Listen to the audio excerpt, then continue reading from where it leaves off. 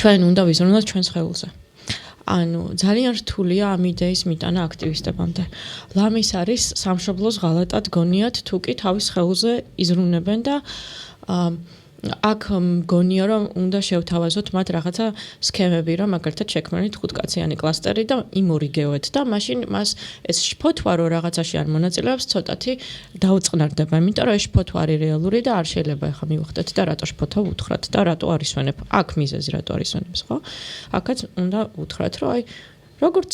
კოვიდის დროს რაღაცები ხო ვისწავლეთ შექმენი კლასტერი დაეყრდნი ერთმანეთს ხან ერთი გავა ხან მეორე ხან მესამე საქმე კეთდება აი მე აუცილებლად ყველას გვჭირდება უკვე ფსიქოთერაპია at this point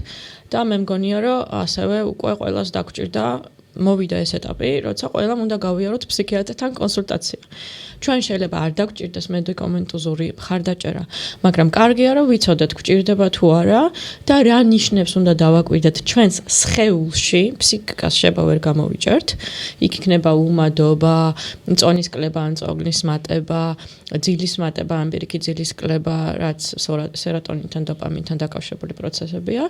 რომლის შედეგადაც მე უნდა დავახმარო ქიმიურად ამ სეროტონინის შენარჩუნებას რაღაცა წამალი ამას თვითნებურად ჩვენ ვერ გადავწყვეტთ და კარგი იქნება რომ ჩავინიშნოთ ყველამ და გადავდოთ ფული ფსიქიატრთან კონსულტაციისთვის